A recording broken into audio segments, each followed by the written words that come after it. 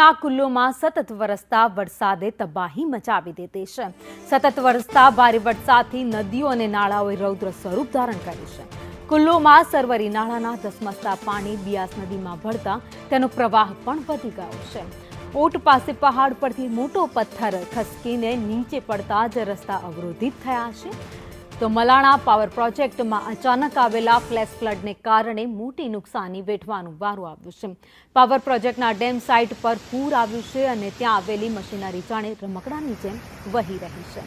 એક તરફ બિયાસ અને બીજી તરફ પાર્વતી નદીનો ધસમસતો પ્રવાહ સતત પાંડોહ ડેમ તરફ આગળ વધી રહ્યું છે। તો ફોજલા ડોભી સહિતના નાળાઓમાં પાણી આવી રહ્યું છે। તે જ વહેણનો કહેર જોવા મળી રહ્યો છે।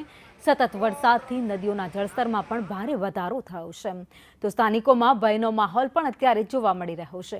280થી વધુ રસ્તાઓ હાલમાં બંધ થઈ ગયા છે, જેમાં 2 રાષ્ટ્રીય ધોરીમાર્ગ પણ સામેલ છે। 300થી વધુ વીજ ટ્રાન્સફોર્મર અને 200થી વધુ પાણીની વ્યવસ્થાઓ ઠપ થઈ ગઈ છે। કુલ્લુમાં ઠેક ઠેકાણે પૂર અને ભૂસ્ખલનની પરિસ્થિતિ છે, જેનાથી જનજીવન પણ ખોરવાયું છે।